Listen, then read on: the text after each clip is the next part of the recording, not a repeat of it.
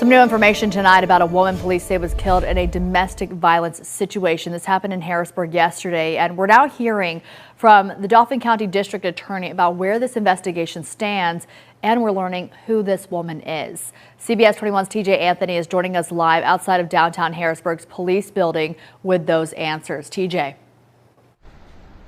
Candace, overall, these types of cases are especially hard on the family members involved. But tonight, we learned that the victim in this case is 31-year-old mother Violette Pierre, and the suspect, who she was in a relationship with, is in the hospital right now. And I sat down with the district attorney of Dauphin County, and he told me he's not sure if the suspect will even survive his self-inflicted wounds. On an ordinary afternoon in Harrisburg, Pennsylvania, a quiet neighborhood was going about its usual rhythm. School buses hummed down the street, parents were returning from errands, and children tossed backpacks onto living room floors as they settled in after a long day. But for one 13-year-old boy, that familiar routine was about to shatter forever. He stepped through the front door of his family home, the same home where morning breakfasts were shared, where laughter once echoed, where he felt safe, expecting to find his mother, Violette Pierre, going about her day, maybe cooking, maybe folding laundry, maybe reminding him about homework the way she always did. Instead, something felt wrong the moment he walked in. The house was quiet, too quiet. No footsteps, no voice calling his name, just a stillness that pressed against his chest like a weight he didn't understand yet. This wasn't the first time the atmosphere at home felt tense. He had told people before that his mom and the man she lived with argued often. Loud disagreements, long silences, doors shutting harder than they should. He had learned to read shifting moods the way some kids read storybooks. But even with all that, he never imagined anything beyond a difficult day or another argument. He never imagined this. As he moved through the house, searching for his mother, calling out for her, the chilling truth of the day began to unfold. What he discovered next would send him running from the home he knew, sprinting down the street to a neighbor's door, desperate for help. Desperate for someone to understand what he had just seen. Behind that frantic knock was a story that investigators would later piece together. A story that stretched back into the night before, a night marked by rising tension, sharp words, and Violette saying she might finally walk away. Violette Pierre, a 31-year-old mother of 3, had spent the morning seeing her children off to school. Security footage would later show her oldest son leaving just after 8:30 a.m. Life appeared normal. Routine even. But inside that home, something irreversible was happening. By the time her children returned, the mother they loved, the woman who held their world together, would never greet them again. And the man who was supposed to be a partner, a protector, would soon face charges that would shock an entire community. This is the story of what happened behind a closed door on a quiet November morning, and how a child became the first witness to a heartbreak no one should ever experience. Welcome to LAT True Crime Stories. I am your host. Today we are breaking down one of the most recent and twisted cases you've ever seen. If you're new here, hit that subscribe button, smash the like button, and leave your comment to tell us where you're watching from. Let's build this community together. Now let's get into it. Long before the headlines, before detectives stepped into a quiet Harrisburg home, before a terrified young boy ran for help, there was simply Violette Pierre, a mother whose life revolved around her children and the steady routines she worked so hard to build. Violette was only 31, yet she had already lived through enough challenges to understand the value of resilience. She carried herself with a calm strength, the kind that didn't demand attention but naturally drew people close. Friends described her as gentle but firm, patient but determined, a woman who didn't give up easily. And above all, Violette was a mother first. Her children were her motivation, her joy, and the reason she pushed through every difficult season life handed her. Those who knew her say she had dreams, big ones. She wanted stability, a future where her kids could grow up surrounded by opportunity. She was the type who worked long hours, but still found time to help with homework, sign school papers, and show up to school events. Her life wasn't perfect, but she tried her best to make sure her children felt loved, supported, and anchored. In her personal life, things were more complicated. For a while, she had been in a relationship with Gerald Ford, a man who, at first glance, seemed like someone she could build with. People often hope that shared history or companionship can grow into something lasting. But over time, cracks appeared, disagreements that became more frequent, subtle shifts in tone, rising tensions that worried Violette's oldest son. He was old enough to recognize patterns, old enough to sense when voices behind closed doors didn't sound right. He had mentioned to others that they argued a lot, that the energy in the home sometimes felt tense in ways he wished he could fix. But he was still just a child, trying to understand adult problems that were far bigger than him. Despite the challenges, Violette did what many mothers do. She balanced. She endured. She hoped things would change. She wanted peace, not just for herself, but for her children. She didn't want conflict to define their home. She wanted love, stability, and quiet mornings where she could send her kids off to school without worry lingering in the back of her mind. But as the months passed, she began seeing signs that things had gone too far off course. Conversations with friends hinted that she was rethinking her future, that she wasn't sure the relationship was healthy anymore. She wanted something better, something safer. And for the first time in a long time, she was beginning to consider stepping away from it completely. Her children remained her compass. Each day, she woke up, prepared breakfast, packed bags, and made sure everyone got out the door on time. Even when she was tired, she tried to shield them from adult burdens. That sense of responsibility was woven into everything she did. On the morning of November 6th, nothing seemed unusually different from the outside. Neighbors saw her children heading off to school like they always did.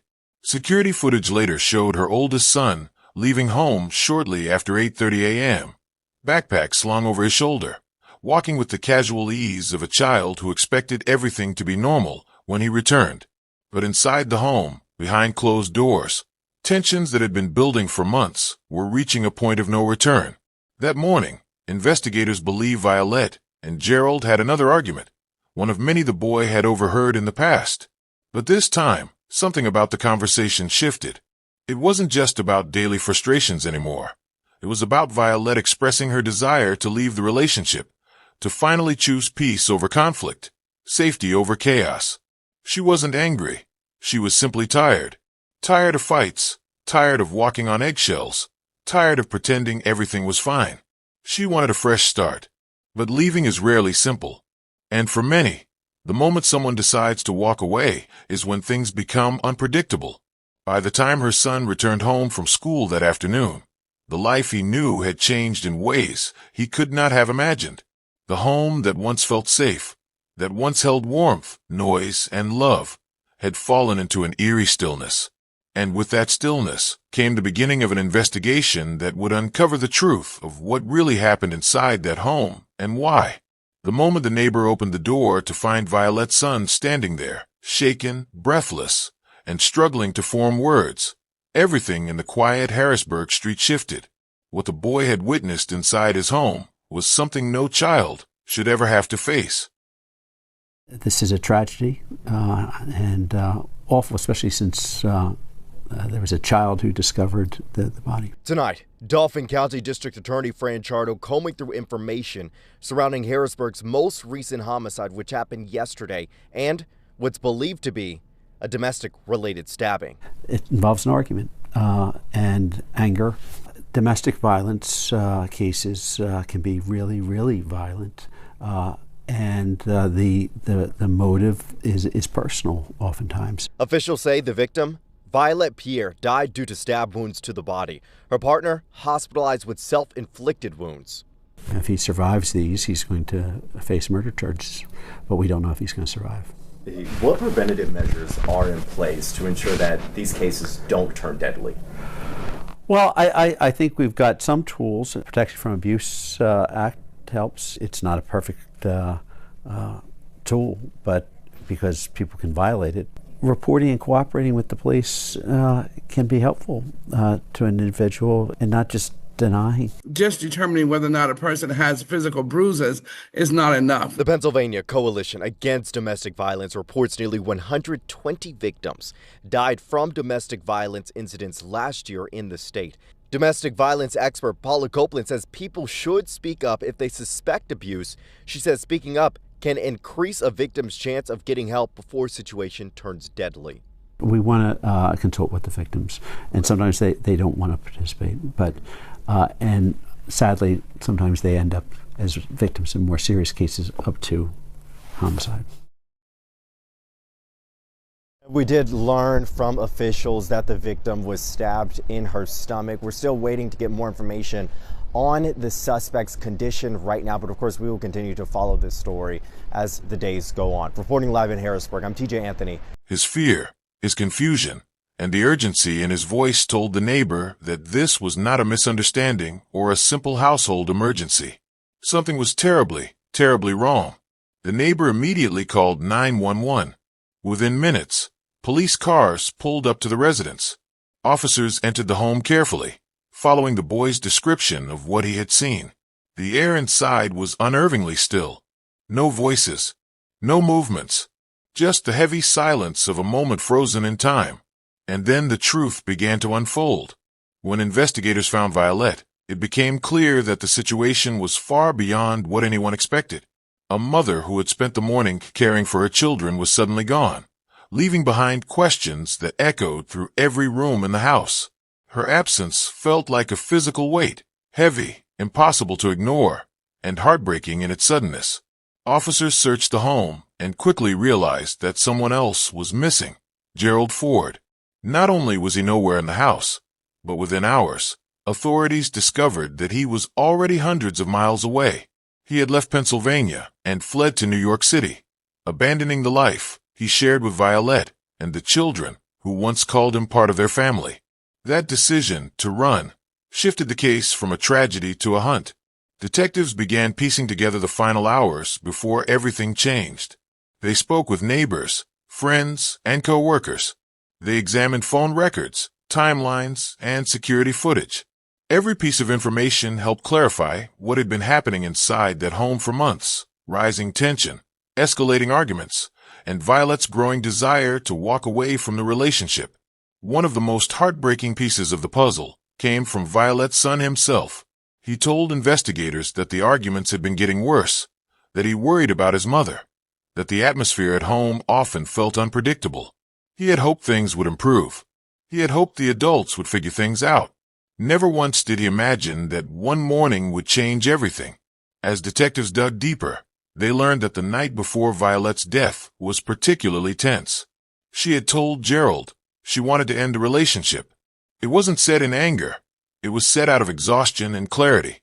She wanted peace for herself and her children. She wanted safety. She wanted to breathe again. But Gerald, as investigators suspected, reacted not with understanding, but with fear.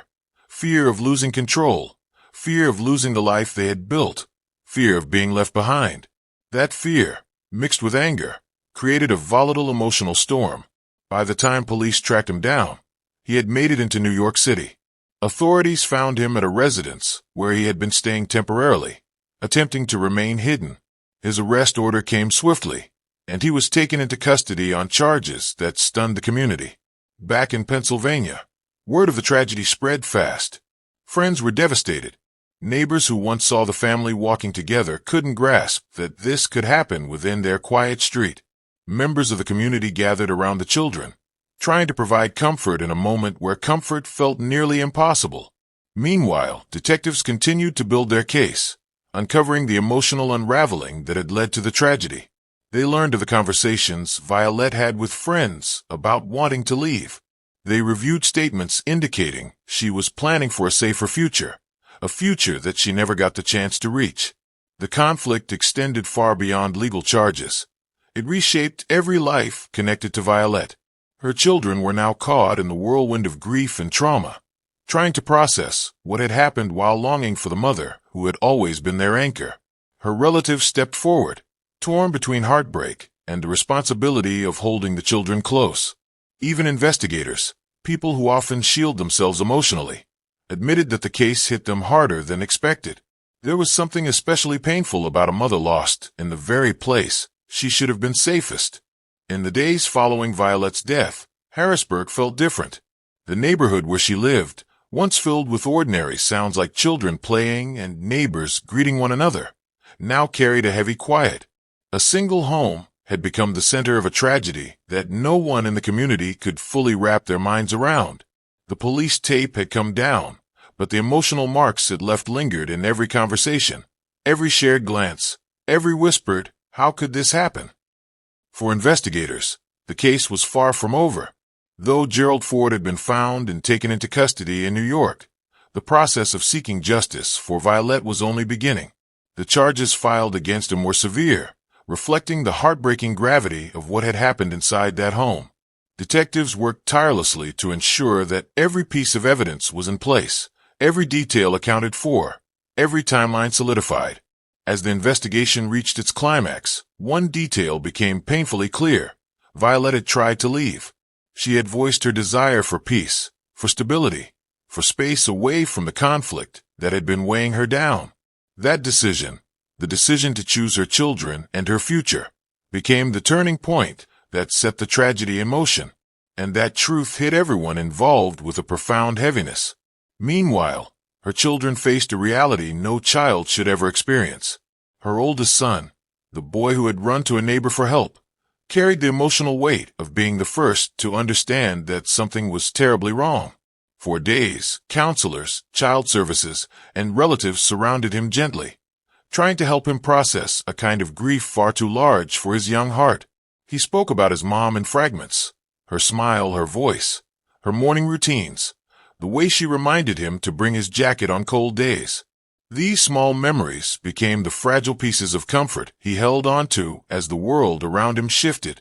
Her younger children, too young to fully grasp what had happened, sensed the sadness in the adults around them. They asked questions that left relatives broken in silence, questions with no easy answers, questions about when their mom would come back. Family members did their best to explain in ways little hearts could understand, but grief has a way of turning even the simplest truths into heartbreak. Violette's relatives gathered from across states, pulling together like threads, weaving a safety net around her children. They attended every court update, every hearing, every moment the legal system addressed her case. Justice mattered to them, not out of revenge, but out of love, out of respect for the woman Violette was, and out of hope that accountability would bring at least a measure of light into the darkness she left behind. As court proceedings moved forward, Gerald faced the consequences of his actions. He was extradited back to Pennsylvania to stand trial, facing multiple charges, including criminal homicide. Prosecutors presented the evidence, the timeline, the interviews, the emotional history between the couple, and the heartbreaking fact that Violette had expressed her desire to leave the relationship only hours before her death. The courtroom became a place where two realities collided: the life Violette had lived, full of responsibility, compassion, and dreams for her children, and the life she never got the chance to finish. Her family attended each session with quiet strength. They listened as lawyers spoke about events that still felt unreal, still felt impossible. They waited for each ruling, each decision, each small step forward. Justice, in its slow and methodical way, began to unfold. But legal justice is only part of the story. The emotional aftermath rippled far beyond the courthouse. Violette's friends organized memorial gatherings, candlelight vigils, and community support groups.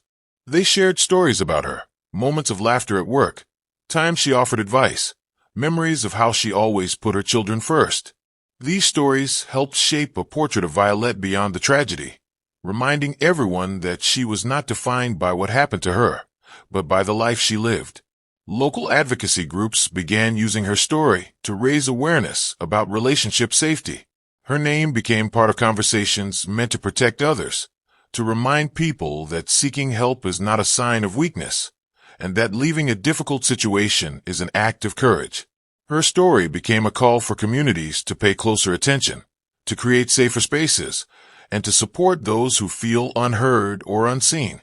For her children, healing was slow and ongoing. They were surrounded by relatives who ensured they had therapy, stability, and gentle reassurance. Each child carried a piece of Violette with them: her kindness, her warmth, her resilience. Her oldest son, still processing the trauma of that day, was given the tools and emotional support he needed to slowly reclaim his sense of safety. The community stepped in too, with fundraisers, donations, and heartfelt gestures meant to help the family rebuild. Their efforts reflected just how deeply the tragedy had touched everyone who heard her story. As months passed, one truth remained. Violette deserved so much more time. More mornings with her children. More milestones. More life. And though the justice system moved forward, nothing could erase the void she left behind. But her story lives on. Not as a headline, not as a crime statistic, but as a reminder of the importance of listening, of paying attention, of supporting those who may be silently struggling. Her story reminds us that everyone deserves safety. Everyone deserves peace. Everyone deserves a chance to walk away from pain without fear. Her memory now stands as a beacon, a call to protect, to care, and to ensure that no one's cries for peace go unheard. Violette was more than a victim. She was a mother, a daughter, a friend, a woman who deserved protection and a safe life. Her story is a reminder that behind every headline is a real person whose dreams were cut short, and a family whose world will never be the same. If you believe stories like hers should be told with dignity and used to raise awareness, if you believe every life deserves justice, and if you want this channel to continue honoring these stories with compassion and respect, backhand index pointing right, please like this video, subscribe, and share it with someone who needs to hear it. Your support helps amplify stories that matter and keeps their memories alive. Rest in peace, Violette Pierre. You are not forgotten.